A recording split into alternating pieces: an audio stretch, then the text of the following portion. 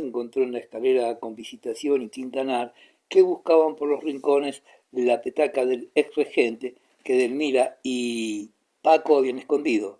Don Saturnino Bermúdez, pálido y ojeroso, con una sonrisa cortés que le llegaba de oreja a oreja, venía detrás, solo también hecho un loquillo de la manera más desgraciada del mundo.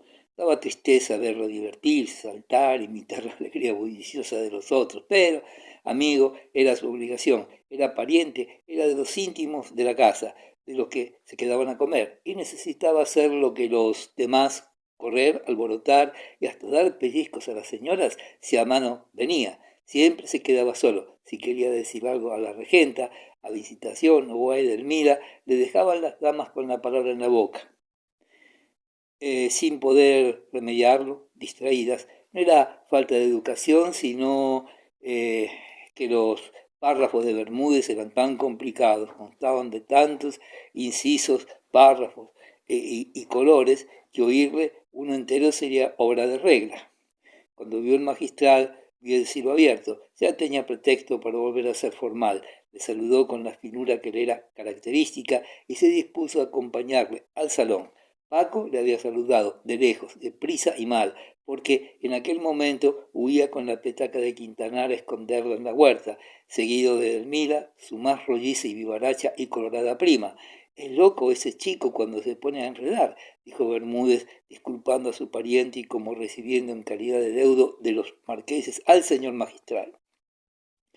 Don Fermín miró de soslayo a la regenta y a don Álvaro, que hablaban en la ventana del comedor. Hizo como que no los veía y con un poco de fuego en las mejillas se dejó llevar por don Saturnino hasta el salón. Los señores graves le recibieron con las lisonjeras muestras de respeto y animación. «Ah, señor magistral! ¡Oh, cuánto bueno! Aquí está el Antonelli de Vetusta». El marqués le dio un abrazo que envidió un cura pequeño paniaguado de la casa. Ripamilán estrechó la mano de don Fermín con cariño efusivo y juntos pasaron al gabinete. Los tres canónigos se levantaron. La señora, que parecía un fraile, sonrió satisfecha y murmuró: «Ah, señor provisor». «Gracias a Dios, señor perdido», gritó la marquesa incorporándose un poco y alargando una mano que desde lejos, y gracias a su buena estatura, pudo estrechar el magistral con gallardía, haciendo un arco sobre el cuerpo gentil, color cereza, de Obdulia, que desde allá abajo parecía querer tragar al buen mozo en los abismos de los grandes ojos negros. El arcellano se quedó con el abanico abierto, inmóvil, como aspa de molino. Comprendió de repente que acababa de ser desbancado. Del papel principal se convertía en partiquino. En efecto, su discurso, que escuchaban con deleite curas y damas, se ahogó sin que nadie lo echase de menos. Gloucester se sintió eclipsado de tal modo que hasta creyó tener frío, como si de pronto se hubiera escondido el sol. Siempre sucedía lo mismo. Había motivo para aborrecer a aquel hombre. Sin embargo, Mourelo, a fuer de canónigos de mundo, ocultó una vez más sus sentimientos y tendió la mano a su enemigo, acompañando la acción con una catarata de gritos guturales con que significaba su inmensa alegría. «¡Hola, hola, hola!» y daba palmaditas en el hombro al otro. El magistral no pudo saborear tranquilamente aquel triunfo vulgar, ordinario, porque sin querer pensaba en el grupo de la ventana del comedor. Mientras respondía con modestia y discreción a todos aquellos amigos, su imaginación estaba fuera. Pasaban minutos y minutos y los del comedor no venían. ¿Comería en casa de la marquesa Anita? Entonces no iría a reconciliar aquella tarde, como rezaba su carta. La aparente cordialidad y la alegría expansiva de todos los presentes ocultaban un fondo de rencores y envidias. Aquellas señoras, clérigos y caballeros particulares estaban divididos en dos bandos enemigos en aquel instante: el bando de los envidiados y el de los envidiosos, el de los convidados a comer, que eran pocos, y el de los no convidados. Aunque se hablaba tanto de tantas cosas, la idea que preocupaba a todos era la del convite. No se aludía a él y no se pensaba en otra cosa. Empezaron las despedidas y los que se iban disimulaban el despecho, cierta vergüenza, se creían humillados, casi en ridículo. Muchacho había que saludaba torpemente y salía como corrido. Las señoras eran las que peor fingían tranquilidad e indiferencia. Algunas salían ruborizadas. Gloucester era de los que no estaban invitados. La duda que le mortificaba era esta: ¿y él está convidado? ¿De paz? No lo sabía y no quería marcharse sin averiguarlo. Como pasaba el tiempo y ya gabinete y salón quedaban a poco despejados, el magistral creyó que debía irse. Se acercó a la marquesa, pero no tuvo valor para despedirse y le habló de cualquier cosa. En aquel momento entró Visitación en el gabinete, echando fuego por los ojos y mejillas. Habló aparte y con permiso de aquellos señores, a la marquesa y a Obdulia, las tres rodearon al magistral y con pollos vetustenses insignificantes, tuvieron con él un conciliábulo en que hubo risas, protestas del magistral, mimosas y elegantes en los gestos que le acompañaban, en los murmullos de las damas, había súplicas, en quejidos, coqueterías sin sexo, otras con él, aunque honestamente señaladas. Gloucester, que fingía atender a lo que decían los pollos insulsos, devoraba con el rabillo del ojo a los del grupo. No cabía duda, le estaban suplicando que se quedase a comer. Terminó el conciliábulo, salieron Obdulia y Visitación, corriendo, alborotando, haciendo alarde de la confianza con que trataban a los marqueses, y los jóvenes se despidieron. Quedaban en el gabinete la marquesa, el magistral y Gloucester. Hubo un momento de silencio. El arcediano se dio un minuto de prórroga para ver si el otro se despedía también. En el salón se oyó la voz de algunos que decían adiós al marqués. Ya no quedaban en la casa más que los convidados. Gloucester, sacando fuerzas de flaqueza, se levantó, tendió la mano a doña Rufina y salió diciendo chistes, haciendo veñas y prodigando risas falsas. Iba ciego, ciego de vergüenza y de ira. Convidar al otro a un prebendado de oficio y desairarle a él, que era dignidad, siempre el enemigo triunfante, pero ya las pagarías todas juntas. En el portal, mientras echaba el manteo en el hombro, y eso que hacía calor, pensó esta frase: esta señora marquesa es una trotaconventos, es una Celestina, se quiere perder a esa joven, se quiere metérselo por los ojos, y salió a la calle pensando atrocidades y buscando fórmulas decorosas para comunicar al prójimo lo que pensaba. Los convidados eran Quintanar y señora, Obdulia Fandiño, Visitación, doña Petronila Rianzares, la señora que parecía un fraile, Ripamilán, Álvaro Mesías, Saturnino Bernardes, Joaquín Orgaz y a última hora el magistral con algunos otros vetustenses ilustres. Verbigracia, el médico Somoza, Edelmira se cuenta como de la casa, pues en ella era huésped. Otros años no se celebraban de esta manera los días de Paco, los celebraba él fuera de casa, pero esta vez se había improvisado aquella fiesta de confianza y se comía a la española, por excepción para visitar por la tarde en los coches de la casa el vivero, donde el marqués tenía una quinta rodeada de grandes bosques y una fábrica de curtidos, montada a la antigua. Se trataba de ir a ver a los perros de casa y uno del monte de San Bernardo que Paco había comprado días antes. Era su orgullo. Después de las mujeres penales, el marquesito adoraba los animales mansos, sobre todo perros y caballos. Lo de convidar al magistral había sido un complot entre Quintanar, Paco y Visitación. La idea se debía a la del banco. Era una broma que quería darle a Mesía. Quería ver al confesor y al diablo, al tentador, uno enfrente de otro. A Quintanar se le dijo que se convidaba a De Páez para ver a Obdulia coquetear con el clérigo y al pobre Bermúdez, enamorado de la viuda, rabiar en silencio. A Quintanar le pareció bien la ocurrencia, pero dijo que él se lavaba las manos por lo que había de irreverente en el propósito, a pesar de que ya se sabía que él consideraba a los curas tan hombres como los demás.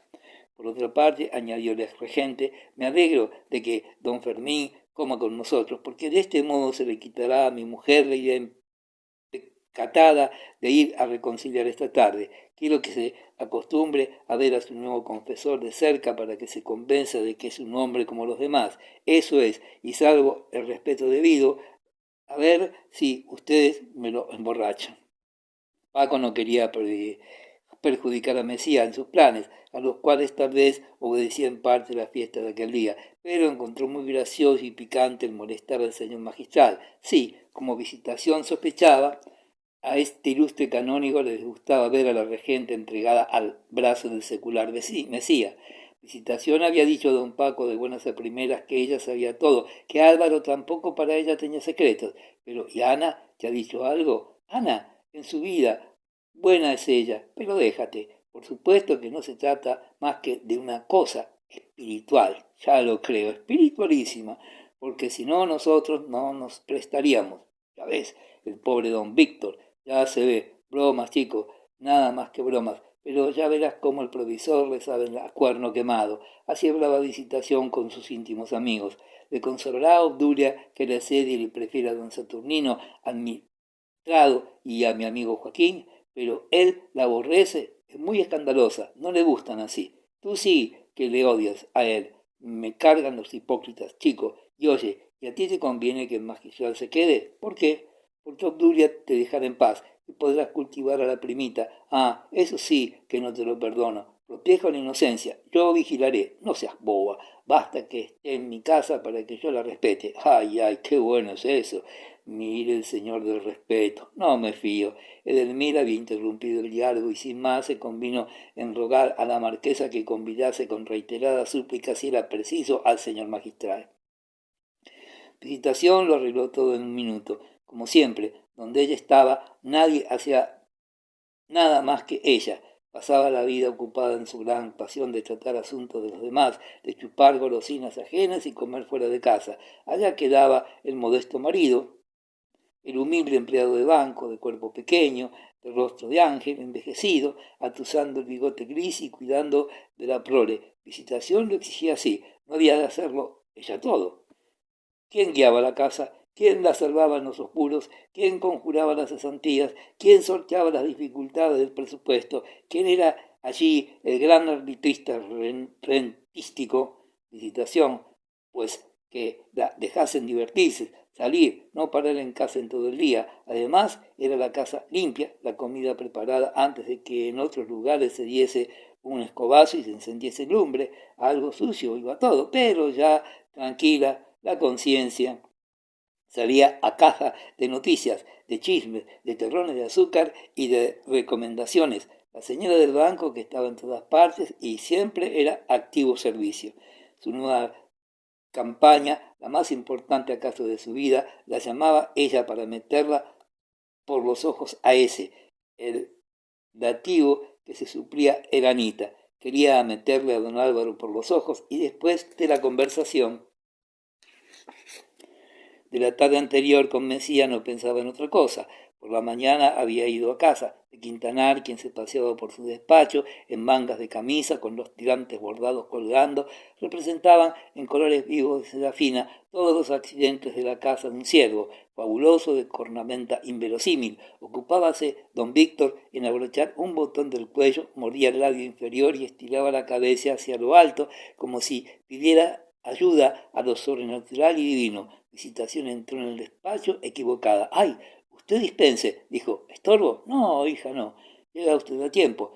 Este pícaro botón, y mientras le abrochaba a la dama sin quitarse los guantes el botón del cuello, don Víctor comenzó a darse cuenta de sus propósitos irrevocables de distraer a su mujer. Mi programa es este, y se lo puso C por B. Visitación lo aprobó en todas sus partes y juntos se fueron al tocador de Ana, que deprisa y como ocultándose cerraba en aquel instante la carta que poco después don Fermín leía delante de su madre.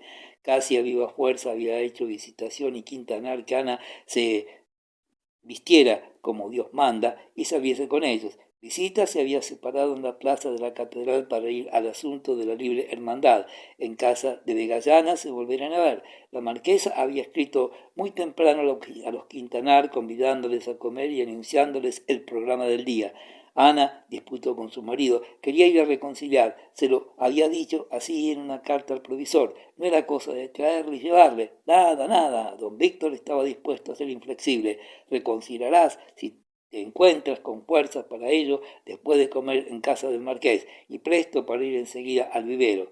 No transijo, y se fueron a dar los días a varios franciscos y franciscas. A la 1:15 estaban en casa del marqués. Lo primero que vio Ana fue a don Álvaro.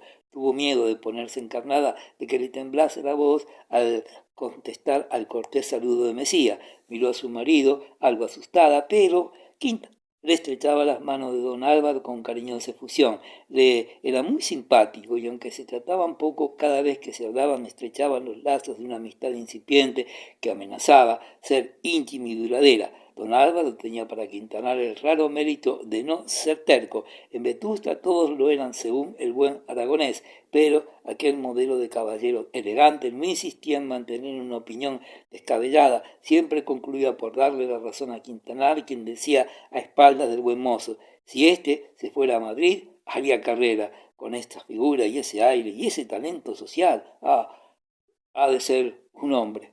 Ana tomó la resolución repentina de dominar, de tratar a don Álvaro como a todos, sin reservas sospechosas, pensando que en rigor nada había, ni podía, ni debía haber entre los dos. Cuando pocos minutos después hábilmente la sitiaba junto a una ventana del comedor, mientras Víctor iba con Paco a las habitaciones de este a ponerse el batín ancho y corto, la regenta necesitó recordar, para mantenerse fría y serena, que nada serio había habido entre ellos y el hombre, que las miradas que podían haberle envalentonado no eran compromisos de los que echaba en cara ningún hombre de mundo. Ana hablaba de los hombres de mundo por lo que había leído en las novelas. Ella no los había tratado en este terreno de prueba. Don Álvaro se guardó de aludir al encuentro de la noche anterior. Nada dijo de la escena rápida del parque, pero habló con más confianza, en un tono familiar que nunca había empleado con ella. Se habían hablado pocas veces y siempre entre mucha gente. Ana trataba a todo Vetusta, pero con los hombres siempre había sido poco íntimas y nada continuadas sus relaciones. Solo Paco y Frígilis eran amigos de confianza. No era expansiva, su amabilidad invariable no animaba, contenía. Visita aseguraba que aquel corazoncito no tenía puerta. Ella no había encontrado la llave, por lo menos. Don Álvaro habló mucho y bien, con naturalidad y sencillez, procurando agradar a la regenta por la bondad de sus sentimientos, más que por el brillo y la originalidad de las ideas. Se veía claramente que buscaba simpatía o cordialidad y que se ofrecía como un hombre de corazón sano, sin pliegues ni repliegues. Reía con franca jovialidad, abriendo bastante la boca y enseñando una dentadura perfecta. Ana encontró de muy buen gusto el cejo que Mesía daba a su extraña situación. Cuando don Álvaro callaba, ella volvía a sus miedos. Se le figuraba que él también volvía a pensar en lo que mediaba entre ambos, en la aparición diabólica de la noche anterior, en el paseo por las calles y en tantas citas implícitas, buscadas, indagadas, solicitadas, sin saber cómo por él, cobarde, criminalmente, consentidas por ella. Mesía era poco más alto que Ana. Don Álvaro tenía que inclinarse para que su aliento al hablar rozase blandamente la cabeza graciosa y pequeña de la dama. Parecía una sombra protectora, un abrigo, un apoyo. Estaba bien junto a aquel hombre como una fortaleza. Ana, mientras oía con la frente inclinada, mirando la piedra del patio, solo podía vislumbrar de soslayo el gabán claro, pulquerrísimo, del buen mozo, don Álvaro. Al moverse con alguna viveza, dejaba al aire un perfume que Ana, la primera vez que lo sintió, reputó delicioso, después temible, un perfume que debía marear muy pronto. Ella no lo conocía, pero debía de tener algo de tabaco bueno y otras cosas puramente masculinas, pero de hombre elegante solo. A veces la mano del interlocutor se apoyaba sobre el antepecho de la ventana. Ana veía sin poder remediarlo unos bien cortadas, unos dedos largos, finos, de cutis blanco, venas azules y uñas pulidas, ovaladas y bien cortadas, y si bajaba los ojos más para que el otro no creyese que le contemplaba las manos, veía el pantalón que caía en graciosa curva sobre un pie estrecho, largo, calzado con esmero, ultra vetustense. No podía haber pecado ni cosa parecida en reconocer que todo aquello era agradable, parecía bien y debía ser así. Ana oía vagamente los ruidos de la cocina. Don Pedro disponía con voces de mando los preparativos de la comida, el rumor de los servidores del patio, las carcajadas y gritos de su marido, de Visita, de Delmira y de Paco, que iban y venían por las escaleras, por los corredores, por la huerta, por toda la casa. No había visto al provisor entrar. Visita se acercó a la ventana para decirle al oído: hijita, si quieres puedes confesar ahora, porque ahí tienes al padre espiritual, ya comerá contigo. Ana se estremeció y se separó de Mesía sin mirarle. Hola, hola, dijo don Víctor, que entraba dando el brazo a la robusta y colorada Edelmira. Mujercita mía, ¿con qué está usted de palique con ese caballero? Pues aquí me tiene usted con mi parejita. Eso es, en justa venganza. Solo Edelmira rió. La gracia que tenía para ella la novedad, pasaron todos al salón donde estaban los demás convidados. Obdulia hablaba con el magistral y Joaquinito Orgaz, el marqués, discutía con Bermúdez, que inclinaba la cabeza a la derecha, abría la boca hasta las orejas, sonriendo y con la mayor cortesía del mundo ponía en duda las afirmaciones del magnate. Sí, señor, yo derribaba a San Pedro sin inconveniente y hacía el mercado. Oh, por Dios, señor marqués, no creo que usted se atreviera. Mis ideas son otra cosa. El mercado de las hortalizas no puede seguir al aire libre, a la intemperie, pero San Pedro es un monumento y una gloriosa reliquia. Es una ruina, no tanto. El magistral intervino huyendo de Obdulia que le asediaba ya. Según había previsto Paco y Visita. Al entrar en el salón, la regenta de paz interrumpió una frase pausada y elegante porque no pudo menos y se inclinó saludando sin gran confianza. Detrás de Ana apareció Mesía, que traía la mejilla izquierda algo encendida y se atusaba el rubio y sedoso bigote. Venía mirando al frente como quien ve lo que va pensando y no lo que tiene delante. El magistral le alargó la mano que Mesía estrechó mientras decía: «Señor magistral, tengo mucho gusto». Se trataban poco y con mucho cumplido. Ana los vio juntos, los dos altos, un poco más Mesía, los dos esbeltos y elegantes, cada cual en su género, más fornido el magistral, más noble de formas don Álvaro, más inteligente por gestos y miradas el clérigo, más correcto de facciones elegantes. Don Álvaro ya miraba al provisor con prevención, ya le temía. El provisor no sospechaba que don Álvaro pudiera ser enemigo tentador de la regenta. Si no le quería bien, era porque considerar peligrosa para la influencia de otro en Vetusta, y porque sabía que sin ser adversario boquiroto y declarado de la iglesia, no la estimaba. Cuando le vio con Anita en la ventana, conversando tan distraídos de los demás, sintió don Fermín un malestar que fue creciendo mientras tuvo que esperar su presencia. Ana le sonrió con dulzura franca y noble y con una humildad pudorosa que aludía con el rubor ligero que le mostraba a los secretos confesados la tarde anterior. Recordó todo lo que se había dicho y que había hablado como con nadie en el mundo, con aquel hombre que le había halagado el oído y el alma con palabras de esperanza y consuelo, con promesas de luz y de poesía, de vida importante, empleada en algo bueno, grande y digno, de lo que ella sentía dentro de sí, como siendo el fondo del alma. En los libros algunas veces había leído algo así, pero ¿qué vetustense sabía hablar de aquel modo? Y era muy diferente leer tan buenas y bellas ideas y oírlas de un hombre de carne y hueso que tenía en la voz un calor suave y en las letras silbante música y miel en palabras y movimientos.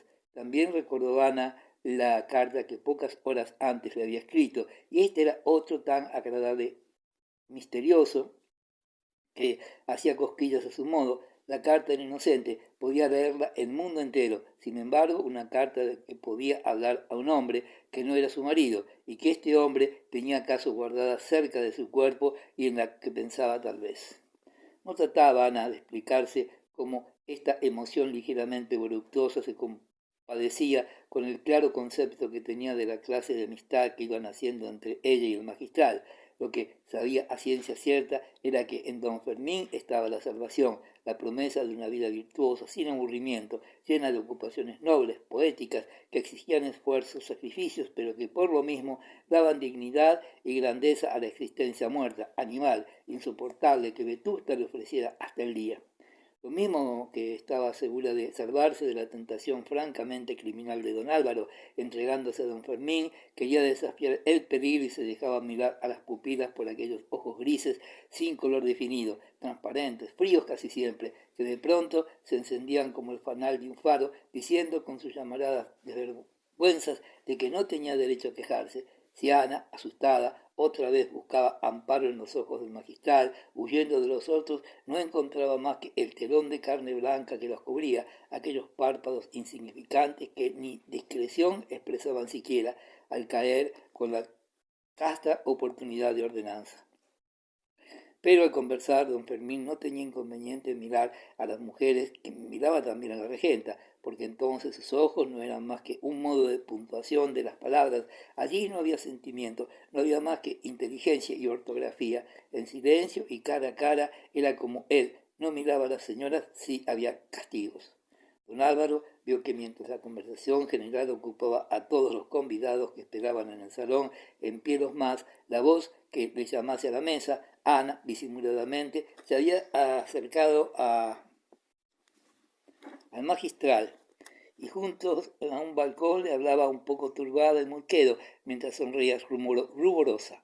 Mesía recordó lo que Visitación le había dicho la tarde anterior. Cuidado con el magistral, que tiene mucha teología parda. Sin que nadie le instigara, era él ya muy capaz de pensar groseramente de clérigos y mujeres. No creía en la virtud. Aquel género de materialismo que era su religión le llevaba a pensar que nadie podía resistir los impulsos naturales, que los clérigos eran hipócritas necesariamente y que la lujuria mal frenada se les escapaba a borbotones por donde podía y cuando podía. Don Álvaro, que sabía presentarse como un personaje de novela sentimental e idealista cuando le exigían las circunstancias, era en lo que llamaban el lábaro, el santuario de la conciencia, un cínico sistemático.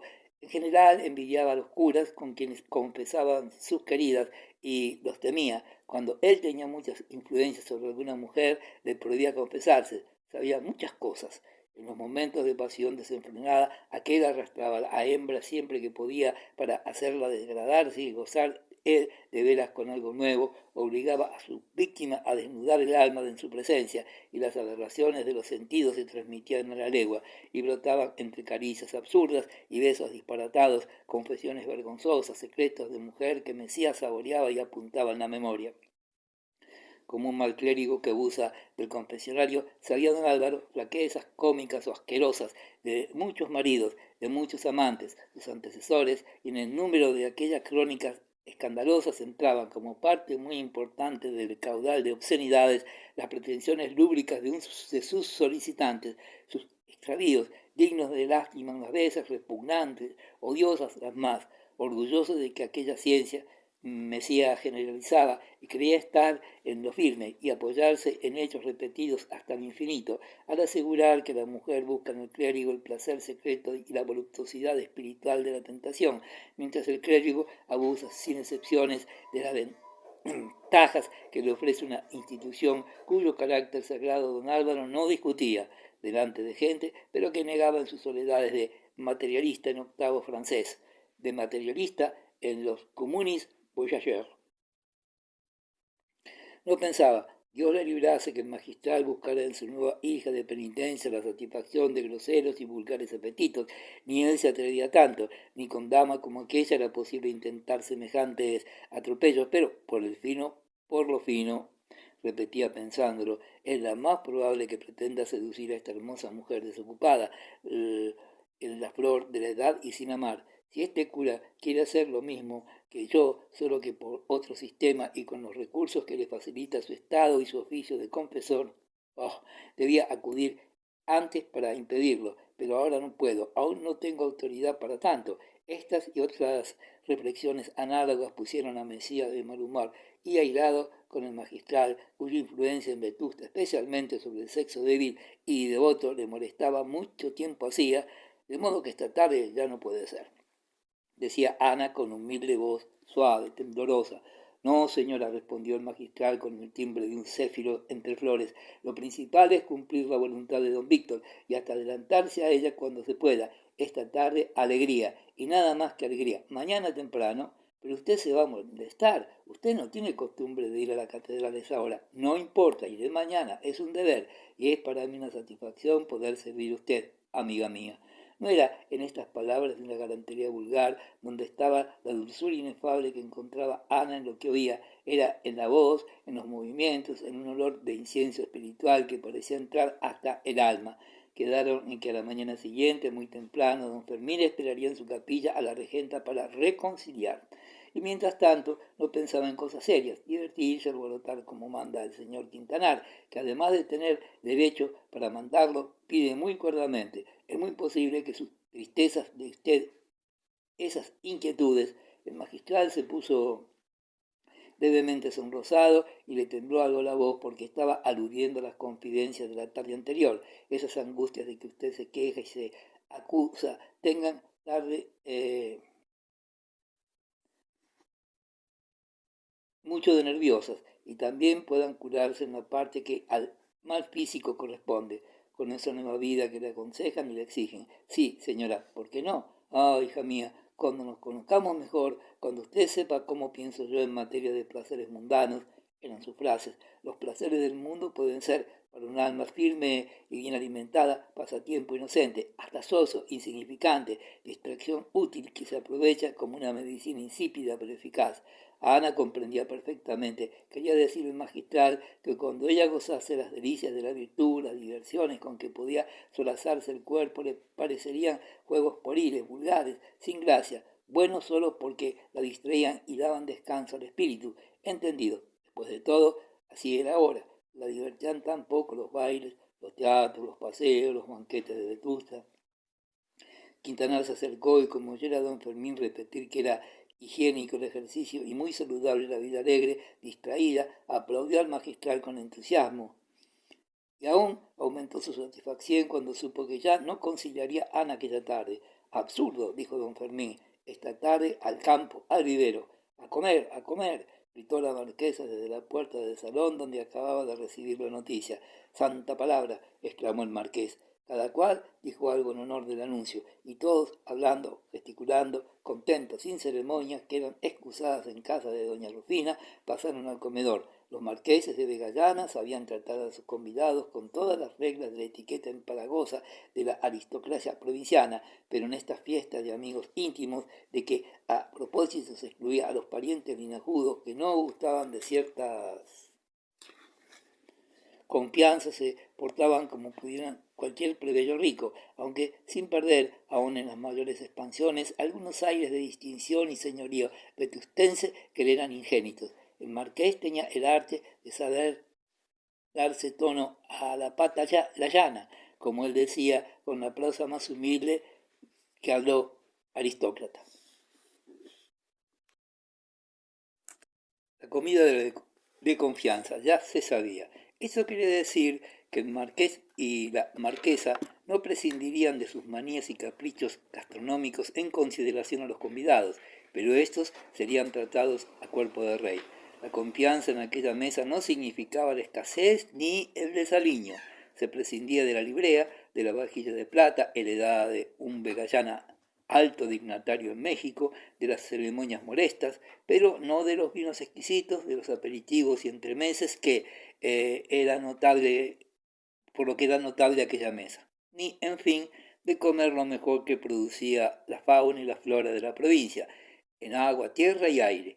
Otros aristócratas disputaban a Vegallana la supremacía en cuestión de nobleza o riqueza, pero ninguno se atrevía a negar que la cocina y la bodega del marqués eran las primeras de Vetusta.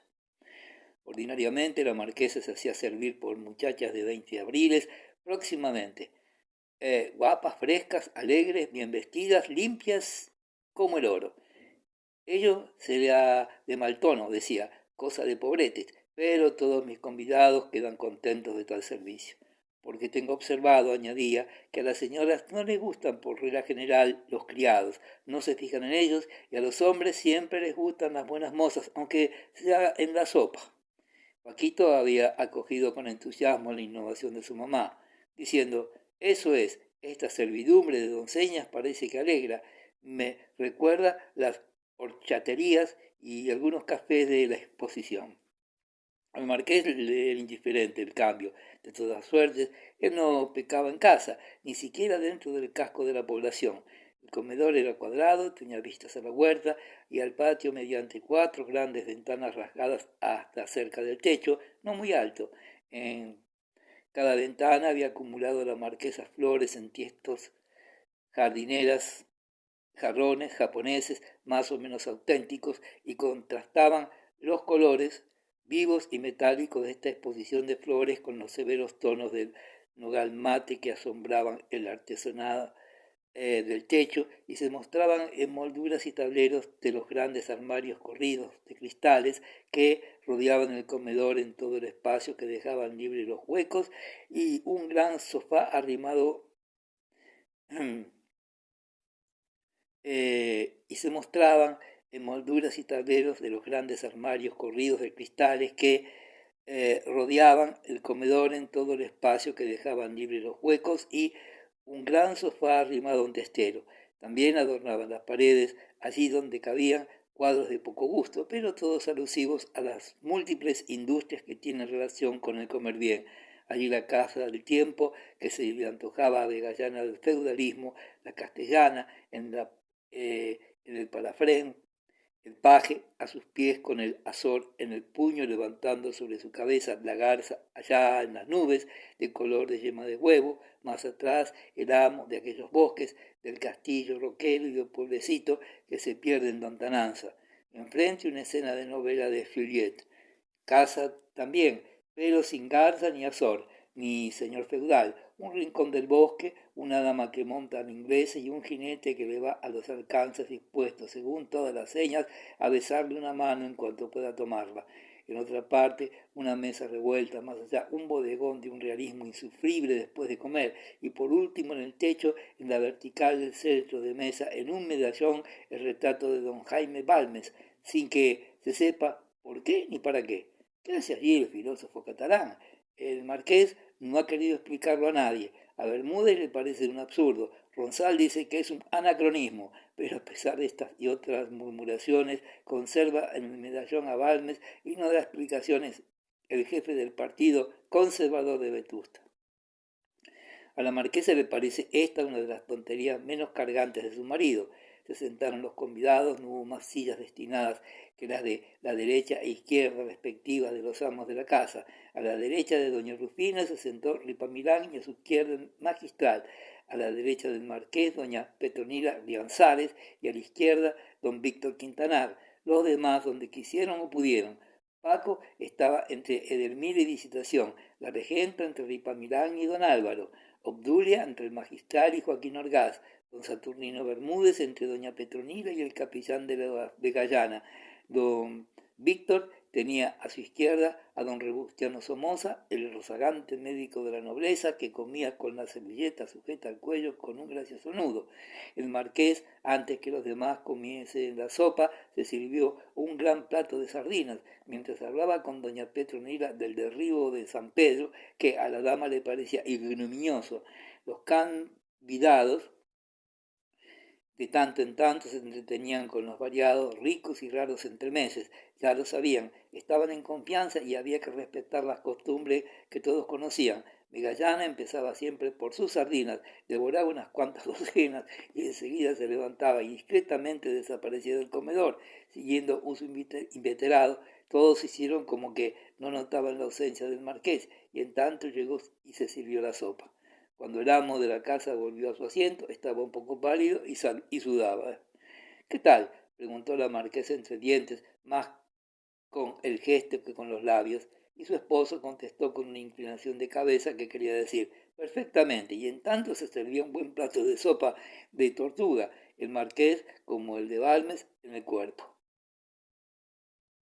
Otro misterio, como el de Balmes, en el techo. La marquesa hacía sus comistrajos singulares, en que nadie reparaba tampoco. Comía lechuga con casi todos los platos, y todo lo rociaba con vinagre o lo untaba con mostaza. Sus vecinos conocían sus caprichos de la mesa y la servían solícitos, con alardes de larga experiencia en aquellas combinaciones de aderezos avinagrados en que ayudaban al ama de casa. Y Pamilán, mientras discutía acalorado con su querido amigo don Víctor en pie, moviendo la cabeza como un resorte, arreglaba la ensalada tercera de la marquesa, con una habilidad de máquina en buen uso, y la señora le dejaba hacer tranquila, aunque sin quitar ojos de sus manos, segura del acierto del diminuto canónigo. Señor mío, gritaba Ripamilán mientras disolvía sal en el plato de doña Rufina, batiendo el aceite y el vinagre con la punta de un cuchillo. Señor mío, yo creo que el señor de Carraspique está en su perfecto derecho, y no sé de dónde le vienen a usted esas ideas disolventes, que en 40 años que llevamos de trato no le he conocido. Oiga usted, mal clérigo, exclamó Quintanar, que estaba de muy buen humor, y empezaba a sentirse rejuvenecido. Yo bien sé lo que me digo, y ni tú, ni ningún calaverilla ochentón como tú me da a mis lecciones de moralidad, pero yo soy liberal. Pamplina, más liberal hoy que ayer, mañana más que hoy. ¡Bravo, bravo!, gritaron Paco y Edelmira, que también se sentían más jóvenes y obligaron a don Víctor a chocar las copas. todo aquello era broma, ni don Víctor era hoy más liberal que ayer, ni trataba de usted a Ripamilán, ni le tenía por calavera, pero así se manifestaba allí la alegría que a todos los presentes comunicaba aquel vino transparente que lucía en fino cristal, ya con reflejos de oro, ya con misteriosos tornasores de fruta mágica, en el amaranto y el violeta oscuro de Burdeos, en que se bañaban los rayos más atrevidos de sol que entraba atravesando la verdura de la hojarasca, tapiz de las ventanas del patio. ¿Por qué no alegrarse? ¿Por qué no reír, disparatar? Todo era contento. Allá en la huerta, rumores de agua y árboles que mecía el viento, cánticos locos de pájaros, dicharacheros, de las ventanas del patio, venían perfumes traídas por el airecillo que hacía sonajas de las hojas de las plantas. Los surtidores de abajo eran una orquesta que acompañaba al bullicioso banquete. Pepi y Rosa, vestidas de colorines, pero con trajes de buen corte, ceñidos, airosas, limpias como armiños, sinuosas al andar de faldas sonoras, risueñas, rubia la una, morena como mulata, la que tenía nombre de Flor, servían con gracia, rapidez, buen humor y acierto, enseñando a los hombres dientes de perlas, inclinándose con las puentes con coquetona humildad, de modo que, según Ripamilán, aquella buena comida presentada así era miel sobre hojuelas. Los de la mesa correspondían a la alegría ambiente, reían, gritaban ya, se obsequiaban, se alababan mutuamente con pullas discretas por medio de antífrasis, ya se sabía que una censura desvergonzada quería decir todo lo contrario, era un elogio, sin pudor. En la cocina había eco de la alegría del comedor. Pepi y Rosa, cuando entraban con los platos, venían sonriendo todavía al espectáculo que dejaban allá adentro. En toda la casa no había en aquel momento más que un personaje completamente serio, Pedro el cocinero. Ya se divertiría después, pero ahora pensaba en su responsabilidad y venía, dirigía aquello como una batalla, se asomaba a veces a las puertas del comedor y rectificaba los ligeros errores del servicio con miradas magnéticas a que obedecían Pepe y Rosa como autómatas disciplinadas, a pesar de la expansión y la algazara cual veteranos. Después de Pedro, los menos bulliciosos eran la regente y el magistral. A veces se miraban, se sonreían, de paz dirigía la mirada a Anita de rato a rato, teniendo hacia ella el busto por detrás de la marquesa para hacerse oír. Don Álvaro los observaba entonces silenciosos y juntos, sin pensar que le miraba a Visitación que estaba a su lado. Un pisotón discreto de la del banco le sacaba de sus distracciones. Pican, pican, decía Visita. ¿El qué? Preguntaba la marquesa, que comía sin cesar y muy contenta entre el bullicio. ¿Qué es lo que pica? Los pimientos, señora. Y don Álvaro agradecía a Visitación el aviso y volvía a engolfarse en el palique general, ocultando como podía su aburrimiento, que para sus adentros llamaba soberana. Cosa más rara, estaba tocando el vestido y a veces hasta sentía una rodilla de la regenta, de la mujer que deseaba. ¿Cuándo se vería él en otra? Y sin embargo se aburría, le parecía estar allí de más, seguro de que aquella comida no le serviría para nada en sus planes y de que la regenta no era mujer que se alegrase en tales ocasiones, a lo menos por ahora. Sería una gran imprudencia dar un paso más. Si yo aprovechase la excitación de la comida, me perdería para mucho tiempo en el ánimo de esta señora. Estoy seguro de que ella también se siente excitadilla, de que también está pensando en mis rodillas y en mis codos, pero no es tiempo todavía de aprovechar estas ventajas fisiológicas. Esta ocasión no es ocasión. Veremos allá en el vivero, pero aquí nada, nada. Por más que pinche el apetito, y estaba más fino con Anita, la obsequiaba con la distinción con que él sabía hacerlo, pero nada más. Visitación veía visiones. ¿Qué era aquello? Miraba pasmada a Mesía cuando nadie lo notaba y abría los ojos mucho, hinchando los carrillos, gesto que daba a entender algo como esto. Me pareces un papanatas y me pasma que estés hecho un doctrino cuando yo te he puesto a tu lado con el mejor propósito. Mesía, por toda respuesta, se acercaba entonces a ella y le pisaba un pie, pero la del banco le recibía pataditas, con lo que daba a entender que era tambor de marina y que seguía dominando en aquel el criterio que había precedido a la bofetada de la tarde anterior. Pero no se atrevía a su prima nueva, pero la tenía encantada con sus bromas de señorito fino, que vivió y la corrió en Madrid. Además, olía también el primo y a cosas tan frescas y al mismo tiempo tan delicadas y elegantes. Allá en su pueblo, Delmira había pensado mucho en el marquesito, a quien había visto 2 o 3 veces siendo ella muy niña y él un adolescente. Ahora le veía como nuevo y superaba en mucho a sus sueños e imaginaciones. Era más guapo, más sonrosado, más alegre y más gordo. El marquesito decía aquella tarde un traje de alpaca fina, de color garbanzo, chaleco del mismo color, de piqué y calabaza, y calzaba unas babuchas de verano que Delmira consideraba el colmo de la elegancia, aunque parecía cosa de turcos. Los dijes del primo, la camisa de color, la corbata, las sortijas ricas y vistosas, las manos que parecían de señorita, todo esto encantaba a Delmira, que era también muy amiga de la limpieza y de la salud.